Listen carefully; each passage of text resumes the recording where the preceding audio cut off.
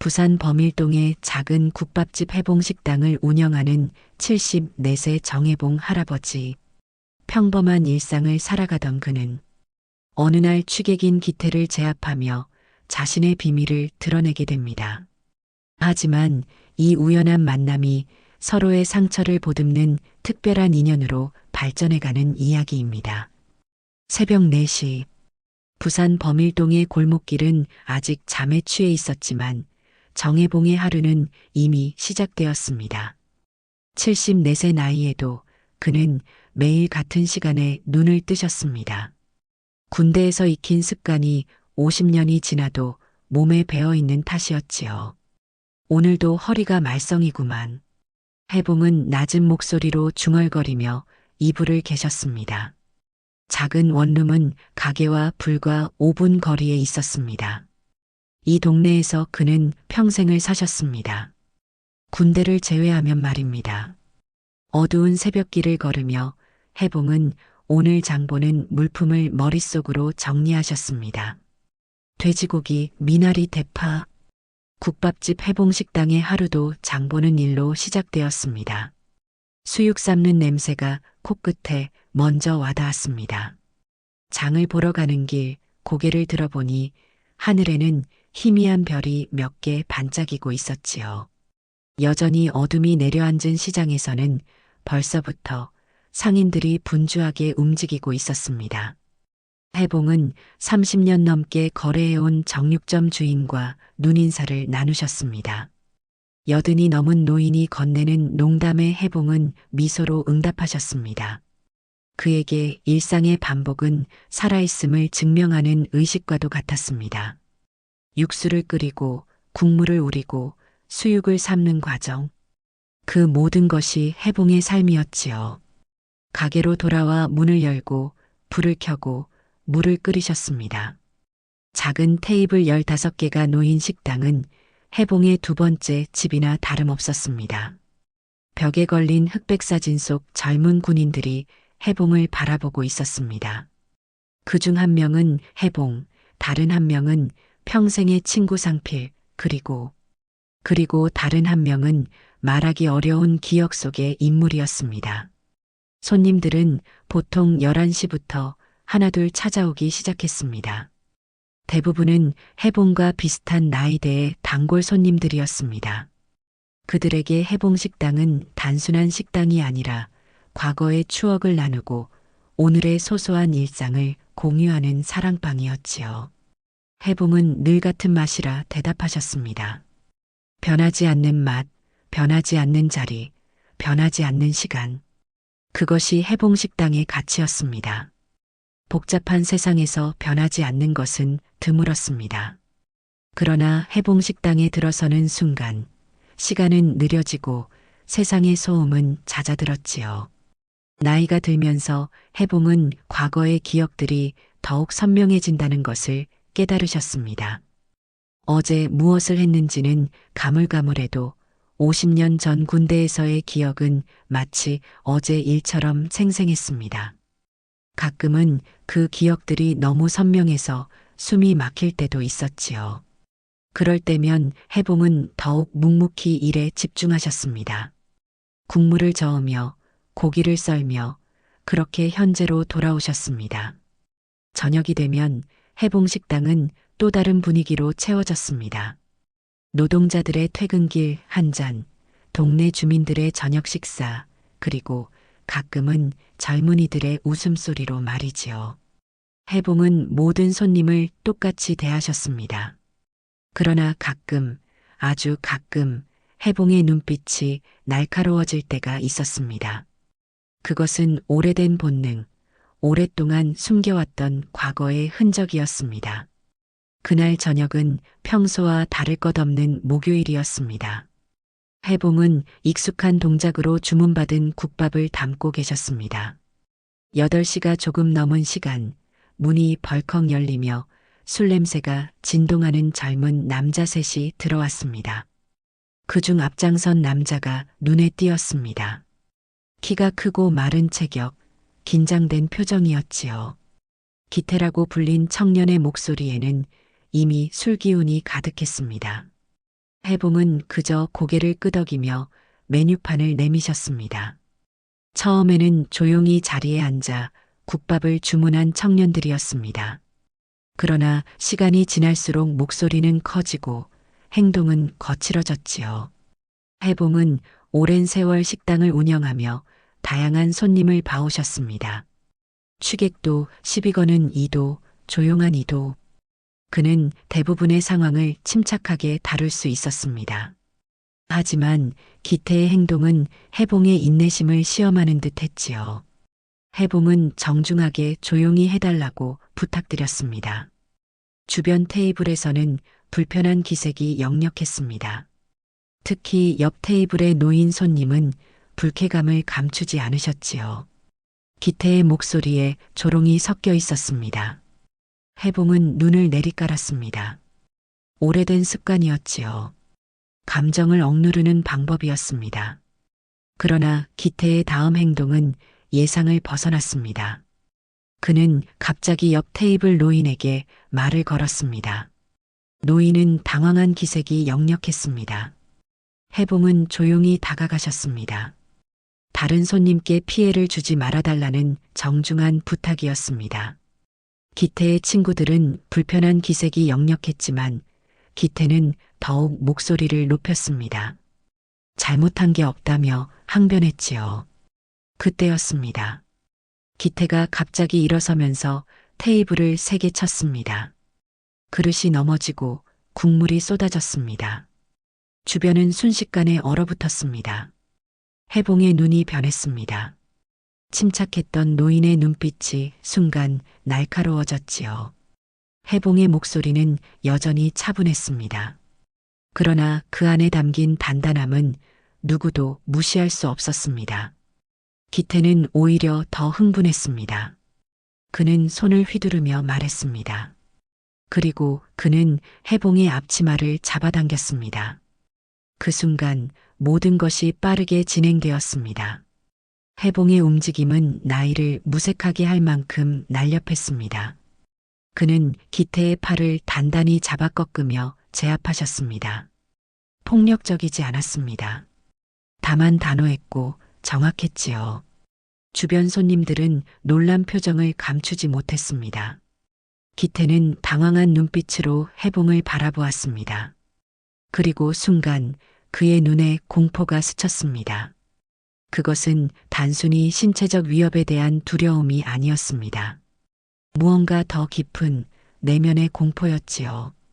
해봉은 정신 차리고 다시 오라고 말씀하셨습니다. 기태는 아무 말도 하지 못했습니다. 그와 친구들은 서둘러 식당을 빠져나갔습니다. 문이 닫히고 식당 안은 다시 조용해졌습니다. 한 손님이 중얼거렸습니다. 해봉은 아무 말 없이 쏟아진 국물을 닦으셨습니다. 그의 손은 미세하게 떨리고 있었습니다. 그것은 나이 때문이 아니었습니다. 오랫동안 억눌러온 기억들이 표면으로 떠오르는 징후였습니다. 식당이 문을 닫고 혼자 남은 해봉은 벽에 걸린 흑백 사진을 바라보셨습니다. 젊은 날의 얼굴들이 그를 응시하고 있었습니다. 특히 한 장의 사진, 3명의 젊은 군인이 함께 찍은 사진 앞에서 그는 오랫동안 서 계셨습니다. 손을 뻗어 사진 속 한 얼굴을 조심스럽게 어루만지셨습니다. 준호야, 오늘도 괜찮은 하루였다. 해봉의 목소리는 작았지만 그 안에는 깊은 그리움과 무거운 책임감이 담겨 있었습니다. 그는 매일 밤 이렇게 준호에게 하루를 보고하는 의식을 가지고 있었습니다. 50년이 지났지만 그 의식만은 변함없었지요. 해봉은 램프를 끄고 가게 문을 잠갔습니다.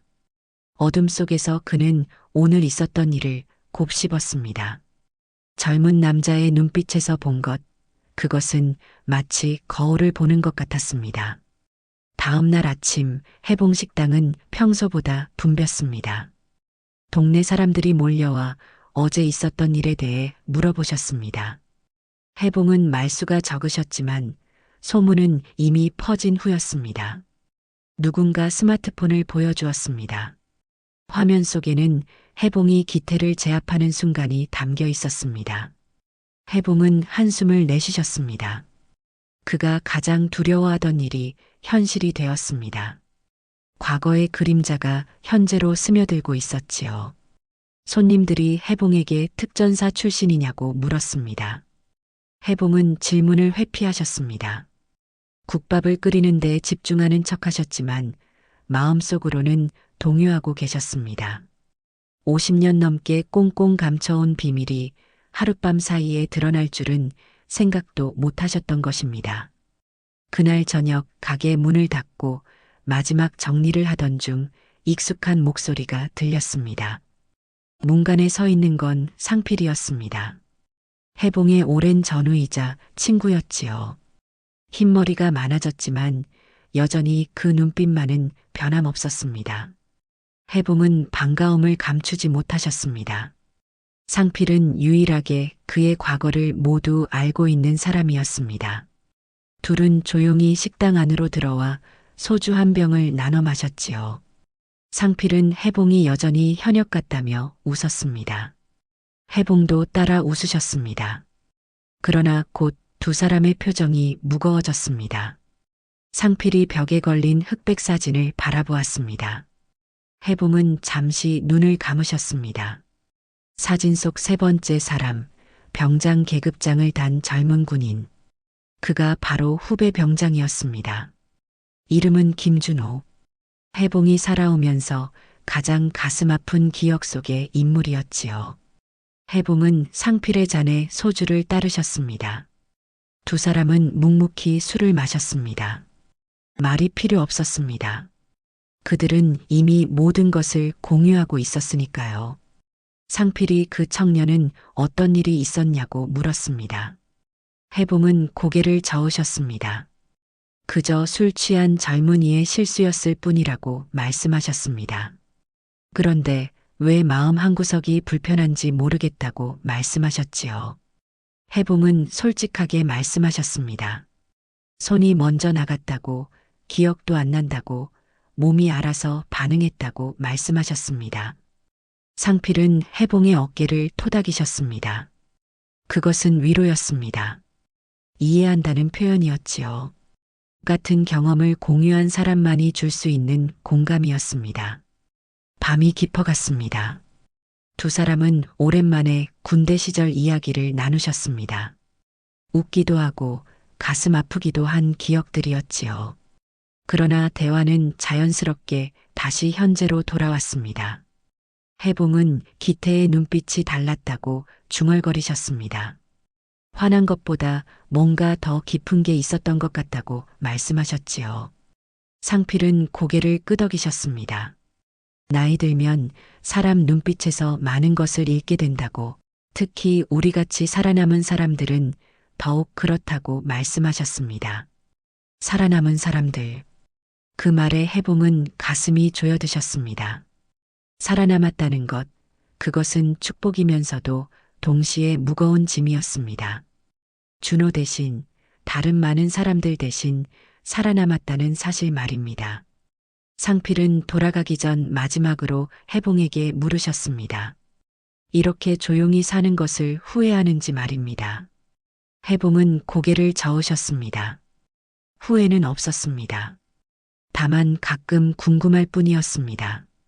다른 선택을 했다면 어땠을까? 군인으로 남았다면, 결혼했다면, 자식이 있었다면. 해봉은 자신의 자리에서 자신의 몫을 다하는 것이 최선이라고 생각한다고 대답하셨습니다. 해봉의 대답에 상필은 웃음을 지으셨습니다. 그리고 문득 심각한 표정으로 말씀하셨습니다. 담배를 끊었다고 했는데 최근에 폐 쪽이 안 좋아 병원에서 검사를 받으려 한다고 말씀하셨습니다. 해봉은 상필의 말에 걱정이 되셨지만 내색하지 않으셨습니다. 대신 담담하게 말씀하셨습니다. 검사 결과 나오면 바로 연락하고 아무것도 혼자 끌어안고 있지 마라. 상필이 떠난 후 해봉은 혼자 남았습니다. 식당의 불빛 아래 그는 옛 전우의 말을 곱씹으셨습니다. 폐 쪽이 안 좋다는 것은 되게 심각한 병을 암시했습니다. 해봉은 자신도 모르게 주먹을 꽉 쥐셨습니다. 또 하나의 이별을 준비해야 할지도 모른다는 불안감이 그를 덮쳤습니다. 해봉은 벽에 걸린 사진을 바라보셨습니다. 3명의 젊은 군인이 함께 찍은 사진. 이제 그중 하나는 먼저 세상을 떠났고 또 하나가 떠날 준비를 하고 있는 듯 했습니다. 해봉은 깊은 한숨을 내쉬셨습니다. 삶이란 결국 이별의 연속이었습니다. 남겨진 자의 몫은 그 이별을 견디는 것이었지요. 열흘이 지났습니다. 해봉 식당은 다시 일상으로 돌아왔습니다. 그러나 해봉의 마음속에는 여전히 물음표가 남아 있었습니다. 기태가 왜 그렇게 화를 냈는지, 그의 눈빛 속에 있던 것은 무엇이었는지, 그리고 무엇보다 자신이 왜 그렇게 반응했는지 궁금하셨습니다. 해가 저물기 시작하던 오후 5시 식당 문이 열렸습니다. 들어온 사람은 기태였습니다. 그는 혼자였고 술에 취한 모습도 아니었습니다. 깔끔하게 정돈된 차림새와 진중한 표정이었지요. 식당 안은 순간 조용해졌습니다. 손님들의 시선이 일제히 기태에게 쏠렸습니다. 해봉은 담담하게 그를 바라보셨습니다. 기태는 조심스럽게 다가와 깊이 고개를 숙였습니다. 짧은 한마디였지만 그 안에는 깊은 반성과 용기가 담겨 있었습니다. 해봉은 말없이 그를 가게 안으로 들어오게 하셨습니다. 구석자리를 가리키며 앉으라는 손짓을 하셨지요. 해봉은 주방으로 돌아가 국밥 한 그릇을 정성껏 담으셨습니다. 여느 때보다 수육을 한 점 더 얹으셨습니다. 그리고 따뜻한 국밥을 기태 앞에 내려놓으셨습니다. 단 한마디, 그것이 해봉의 전부였습니다. 기태는 잠시 망설이다가 숟가락을 들었습니다. 식당 안은 여전히 조용했지만 공기가 조금 부드러워진 것 같았습니다. 기태가 식당을 나간 후 해봉은 그를 찾아볼 수 없었습니다. 며칠이 지나도 그 모습은 보이지 않았습니다. 그러던 어느 날 동네 마트 직원이 해봉에게 들려준 이야기가 있었습니다. 청년의 사정이 있다는 것이었습니다. 어머니는 일찍 돌아가시고 아버지는 병환 중이라는 것이었습니다. 청년이 실질적인 가장이라는 이야기였지요. 해봉은 말없이 들으셨습니다. 마음 한구석이 묘하게 울렸습니다. 마트 직원은 기태가 며칠 전에 병원비 때문에 사채까지 손댔다고 말해주었습니다. 해봉은 주방으로 돌아가 수육 덩어리 하나를 포장하셨습니다. 그리고 마트 직원에게 건네셨습니다. 기태를 보면 전해달라고 부탁하셨지요. 다음 날 밤 해봉은 가게 문을 닫으려던 참이었습니다. 그때 가게 앞 골목에서 웅크린 채 앉아있는 누군가를 발견하셨습니다. 다가가 보니 기태였습니다. 그는 추위에 떨고 있었습니다. 해봉이 왜 저기 앉아있냐고 물으시자 기태는 머뭇거리다 입을 열었습니다. 기태는 맞고 나서 솔직히 겁이 났다고 말했습니다. 하지만 그보다 더 무서웠던 것은 누가 자신을 처음으로 막지도 않고 밥을 준 것이었다고 털어놓았습니다. 해봉은 조용히 듣고만 계셨습니다. 기태는 계속해서 말했습니다. 어릴 때 밥 굶던 날이 많았다고, 어른이 되면 안 굶을 줄 알았는데 그게 아니더라고 말했습니다. 이 말을 들은 해봉은 잠시 뜸을 들이시다가 말씀하셨습니다. 사람은 2번 얻어맞아야 정신 든다. 몸이 한 번, 마음이 한 번. 기태의 눈에서 눈물이 흘러내렸습니다. 해봉은 불편한 듯 시선을 돌리셨습니다. 그는 사람의 눈물을 보는 것이 익숙하지 않으셨습니다. 아니, 정확히는 자신의 감정이 흔들리는 것이 두려우셨던 것입니다. 해봉은 기태에게 들어오라고 하셨습니다. 밤이 춥다고 말씀하셨지요. 2 사람은 조용히 국밥을 한 그릇씩 먹었습니다. 말은 많지 않았지만 그 침묵 속에는 묘한 이해가 흐르고 있었습니다. 기태는 아버지의 병원비 이야기를 꺼내려 했지만 말을 잇지 못했습니다. 해봉은 천천히 고개를 끄덕이셨습니다. 자세한 설명이 필요 없었습니다. 그는 이미 알고 계셨습니다. 삶이 때로 얼마나 잔인할 수 있는지. 해봉은 자신도 모르게 기태의 모습에서 젊은 시절의 자신을 보고 계셨습니다. 가족을 위해 어깨에 짐을 짊어지고 그 무게에 짓눌리면서도 꿋꿋이 나아가는 모습, 그리고 그 눈빛 속에 담긴 절망과 희망의 공존. 해봉은 조용히 일어나 찬장에서 무언가를 꺼내셨습니다. 오래된 통장이었습니다. 그는 그것을 기태에게 내밀었습니다. 내가 젊었을 때 어른들에게 받은 도움이다. 이제 그걸 돌려줄 차례다. 기태는 당황한 듯 고개를 저었습니다. 하지만 해봉은 단호하셨습니다. 돈은 언젠가 갚아도 된다. 하지만 지금 필요한 건 시간이다. 내 아버지와 보낼 시간. 해봉의 말에 기태는 더 이상 거절하지 못했습니다. 그의 눈에는 깊은 감사의 마음이 담겨 있었습니다. 이틀 후 해봉은 고민 끝에 결정을 내리셨습니다. 병원을 찾아가셨습니다. 기태의 아버지를 만나기 위해서였지요. 병실 앞에서 그는 잠시 망설이셨습니다. 그리고 조용히 문을 두드리셨습니다. 병실 안에는 기태의 아버지가 누워 있었습니다. 40 후반으로 보이지만 질병이 그를 더 늙어 보이게 했습니다. 그리고 침대 옆 의자에는 기태가 앉아 있었습니다. 기태는 놀란 얼굴로 일어났습니다. 해봉은 가져온 과일 바구니를 내려놓으셨습니다. 기태의 아버지는 의아한 눈빛으로 두 사람을 번갈아 보았습니다. 이분이 누구냐는 질문에 기태는 어색하게 대답했습니다. 자신이 일하는, 아니, 일하려고 하는 식당 사장님이라고 말이지요. 해봉은 가볍게 고개를 숙이며 인사하셨습니다.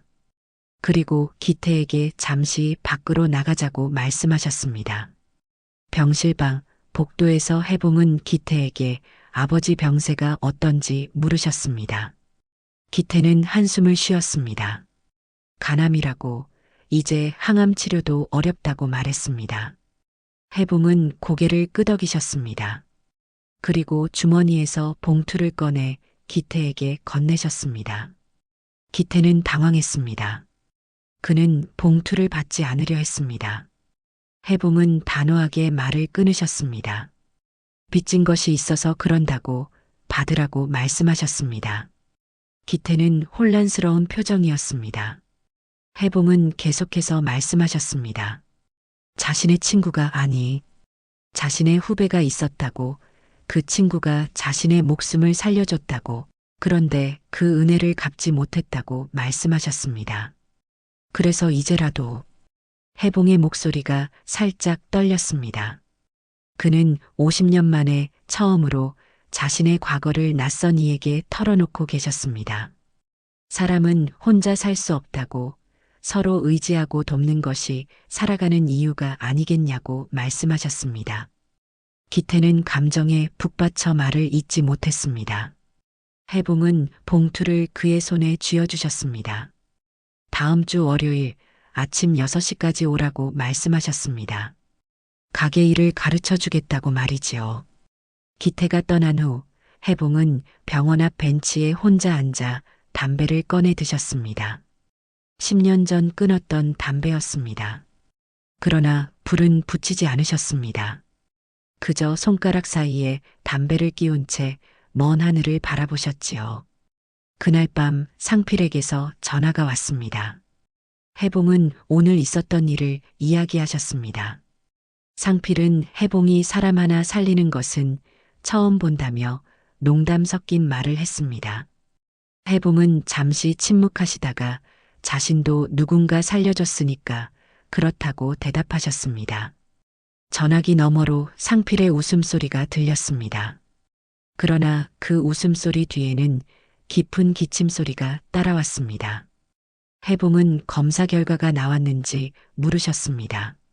상필은 잠시 망설이다 말했습니다. 폐암이라고, 이미 많이 진행됐다고. 해봉은 숨이 멎는 것 같았습니다.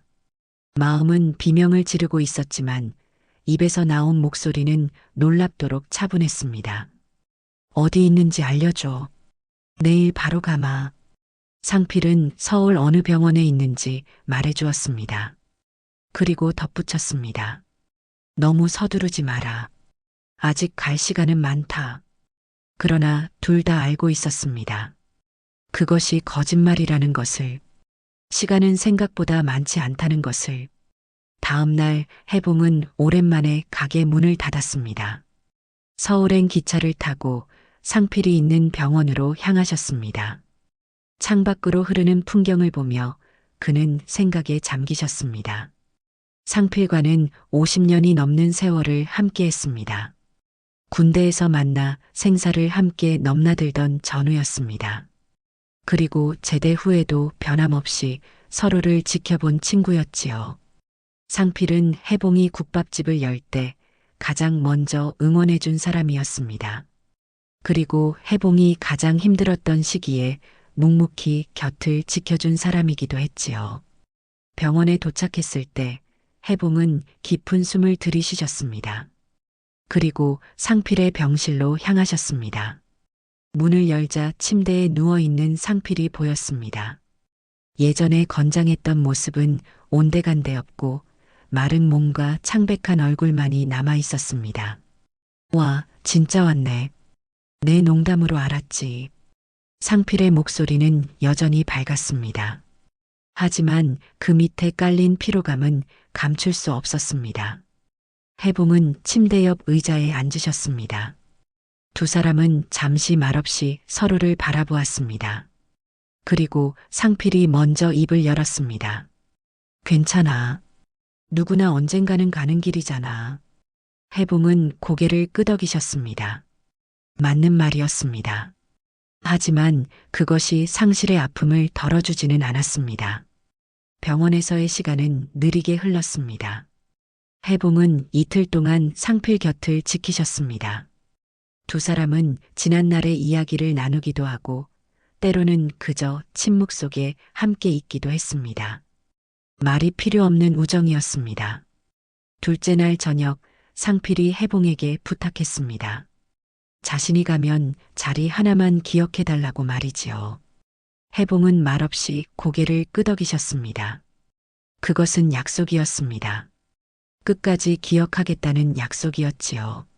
상필은 영웅은 없었다고 그저 각자 할 일을 했을 뿐이라고 말했습니다. 해봉은 깊이 공감하셨습니다. 그들이 겪은 전쟁에서 영웅은 없었습니다. 오직 살아남기 위해 몸부림치는 젊은이들만 있었을 뿐이었지요.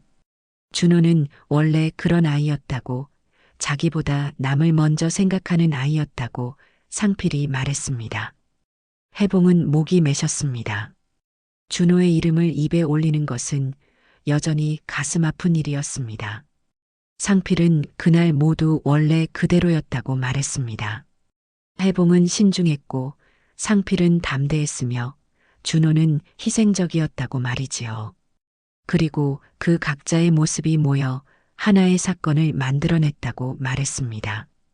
부산으로 돌아오는 기차 안에서 해봉은 깊은 생각에 잠기셨습니다. 살아있는 것, 그것은 단순히 숨을 쉬는 것 이상의 의미가 있었습니다. 살아있다는 것은 기억하는 것, 그리고 그 기억을 통해 현재를 살아가는 것이었습니다. 가게로 돌아온 해봉은 월요일 아침을 준비하셨습니다. 기태가 올 것이라고 했으니까요. 새벽 5시 여느 때와 같이 시장으로 향하셨습니다. 오늘은 평소보다 조금 더 많은 재료를 구입하셨습니다. 두 사람 몫이니까요. 6시 정각 가게 앞에 기태가 서 있었습니다. 그는 긴장한 듯 했지만 결연한 표정이었습니다.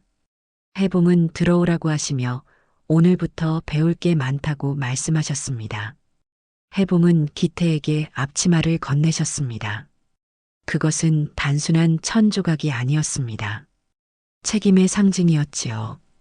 해봉은 천천히 기태에게 가게 일을 가르치기 시작하셨습니다. 고춧가루는 어떻게 보관하는지, 국물은 어떻게 우려내는지, 수육은 얼마나 삶아야 하는지, 모든 과정에는 해봉만의 비법이 담겨 있었습니다. 기태는 진지하게 해봉의 가르침을 받아들였습니다. 그의 눈빛에는 처음 만났을 때의 방황이 사라지고 대신 집중과 결연함이 깃들어 있었습니다. 그날 저녁 식당은 평소와 같이 손님들로 가득 찼습니다. 하지만 분위기는 조금 달랐습니다. 주방에서 일하는 젊은이의 모습이 손님들의 호기심을 자극했기 때문이었지요. 해봉은 담담하게 대답하셨습니다. 그러나 그의 마음 한구석에는 묘한 감정이 피어나고 있었습니다. 전수하는 기쁨, 그것은 해봉이 오랫동안 경험하지 못했던 감정이었습니다. 일주일이 지났습니다. 기태는 놀라운 속도로 배워나갔습니다. 그는 부지런했고 무엇보다 진심이었습니다. 해봉은 그런 기태를 보며 자신의 젊은 시절을 떠올리셨습니다. 똑같이 열정적이었고 똑같이 진지했던 시절을요. 어느 날 밤 가게 문을 닫은 후 해봉은 기태에게 앞으로 어떻게 할 생각인지 물으셨습니다. 기태는 잠시 생각하더니 아버지가 계시는 동안만이라도 이곳에서 일하면서 병원비를 벌고 싶다고 말했습니다. 그 이후에는 잘 모르겠다고 솔직하게 대답했지요. 해봉은 고개를 끄덕이셨습니다. 사람 인생은 한 번에 다 계획할 수 없다고, 지금 할 수 있는 일에 최선을 다하는 것이 가장 중요하다고 말씀하셨습니다. 기태는 깊이 고개를 숙였습니다. 그것은 감사의 표현이었습니다. 해봉은 손을 내밀어 기태의 어깨를 가볍게 두드리셨습니다. 다음 날 해봉은 평소와 다른 일을 하셨습니다. 가게 벽에 걸린 흑백 사진 옆에 새로운 액자를 거셨습니다. 그 안에는 종이 한 장이 들어 있었습니다. 그 자리에 그대로라는 글귀가 적혀 있었지요. 그것은 상필과의 약속이었습니다. 각자의 자리에서 각자의 방식으로 끝까지 지키겠다는 약속이었습니다. 한 달이 지났습니다. 부산의 봄은 차갑고도 따뜻한 바람을 몰고 왔습니다. 해봉식당은 여전히 그 자리에 그대로 있었습니다. 다만 한 가지 달라진 것이 있다면 이제 주방에는 두 사람이 있다는 것이었지요. 기태는 놀라울 정도로 빠르게 적응해 가고 있었습니다. 처음에는 서툴렀던 국밥 담기도 이제는 제법 손에 익었고 수육 삶는 시간도 정확히 맞추게 되었습니다. 해봉은 그런 기태를 보며 조용히 만족감을 느끼셨습니다. 누군가에게 자신의 삶을 전수한다는 것, 그것은 예상보다 훨씬 더 큰 기쁨이었습니다. 그러던 어느 날 서울에서 전화가 왔습니다. 상필의 아들이었습니다. 상필의 상태가 갑자기 나빠졌다는 소식이었지요. 해봉은 순간 숨이 멎는 것 같았습니다. 그러나 겉으로는 차분함을 유지하셨습니다. 내일 첫 차로 가겠네. 전화를 끊은 해봉은 잠시 자리에 앉아 깊은 생각에 잠기셨습니다. 마음은 이미 서울로 달려가고 있었지만 몸은 여전히 가게에 있었습니다. 그는 천천히 일어나 기태를 불렀습니다. 내일 서울에 좀 다녀와야겠다. 하루 이틀 가게를 내가 맡아줄 수 있겠나?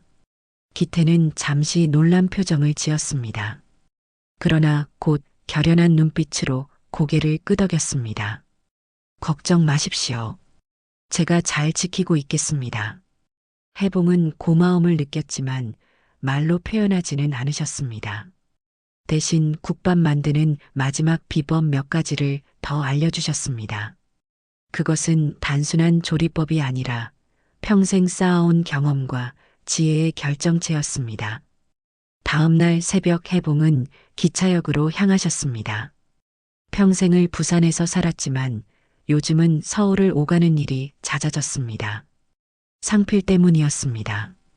창밖으로 흐르는 풍경을 바라보며 해봉은 자신의 인생을 되돌아보셨습니다. 얼마나 많은 이별을 겪었는지, 그리고 그 이별들이 어떻게 자신을 형성했는지에 대해 생각하셨습니다. 병원에 도착했을 때 상필은 깊은 잠에 빠져 있었습니다. 의사는 더 이상 할 수 있는 일이 없다고 말했습니다. 이제는 그저 편안하게 보내드리는 것이 최선이라고 말이지요. 해봉은 그 말을 담담하게 받아들이셨습니다. 그는 이미 알고 있었습니다. 인생에는 어쩔 수 없는 순간들이 있다는 것을요. 침대 옆 의자에 앉아 해봉은 상필의 손을 잡으셨습니다. 마른 손, 그러나 그 안에는 여전히 삶의 온기가 남아 있었습니다. 두 사람은 말없이 그렇게 시간을 보냈습니다. 가끔 상필이 깨어날 때면 해봉은 부산 소식을 전해주었습니다. 새로 들어온 제자 이야기, 가게 이야기, 봄바람 이야기. 세 번째 날 저녁 상필이 깨어나 해봉을 바라보았습니다. 그의 눈빛은 맑았습니다. 마치 젊은 시절로 돌아간 듯한 선명함이 있었습니다. 해봉아, 우리 참 좋은 인생 살았다. 그렇지? 해봉은 목이 메어 말을 잇지 못했지만 고개를 끄덕이셨습니다. 그렇습니다. 그들은 참 좋은 인생을 살았습니다. 전쟁의 참혹함 속에서도 세월의 무게 속에서도 그들은 끝까지 자신의 자리를 지켰습니다. 그것이야말로 가장 큰 승리였습니다. 상필은 마지막 미소를 지으며 눈을 감았습니다. 그리고 그대로 영원한 잠에 들었습니다. 해봉은 오랫동안 상필의 손을 잡고 계셨습니다. 눈물은 흘리지 않으셨습니다. 그러나 그의 가슴 속에서는 깊은 파도가 일고 있었습니다. 부산으로 돌아오는 기차 안에서 해봉은 창밖을 바라보셨습니다. 날이 저물고 있었고 어둠이 서서히 세상을 덮고 있었습니다. 그러나 그 어둠 속에서도 해봉은 희미한 빛을 볼 수 있었습니다. 그것은 희망이었을까요? 아니면 단순한 추억의 잔상이었을까요? 해봉 자신도 알 수 없었습니다. 부산역에 도착했을 때는 이미 밤이 깊었습니다. 해봉은 천천히 플랫폼을 걸으셨습니다. 몸은 피곤했지만 마음은 묘하게 평온했습니다. 상필과의 마지막 순간이 그의 기억 속에 선명하게 남아 있었습니다. 아픔보다는 감사함이 더 컸습니다. 오랜 시간 함께할 수 있었던 것에 대한 감사함이었지요. 해봉 식당 앞에 도착했을 때 그는 잠시 멈춰 서셨습니다. 가게 안에서 불빛이 새어나오고 있었습니다. 시계를 보니 밤 11시. 평소라면 이미 문을 닫았을 시간이었습니다. 해봉은 조용히 문을 열고 들어가셨습니다.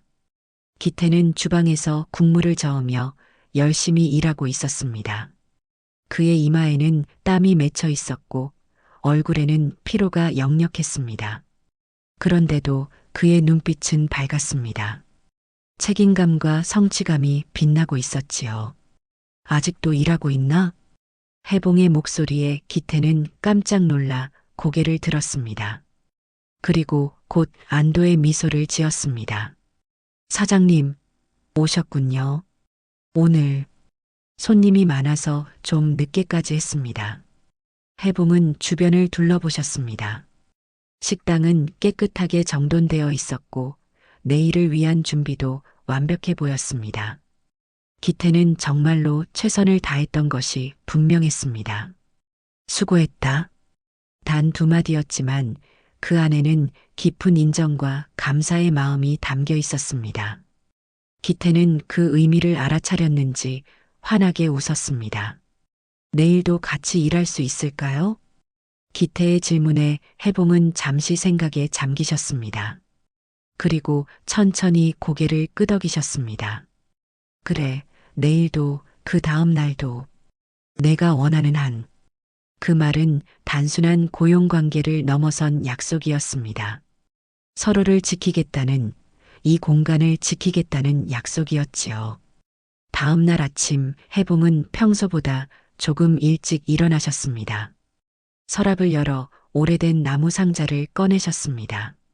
그 안에는 군 시절의 기념품들과 편지, 사진들이 고이 보관되어 있었습니다. 해봉은 조심스럽게 그 중 하나를 꺼내셨습니다. 준호가 마지막으로 그에게 보낸 편지였습니다. 형님, 이 전쟁이 끝나면 같이 고향으로 돌아가서 맛있는 것 많이 먹읍시다.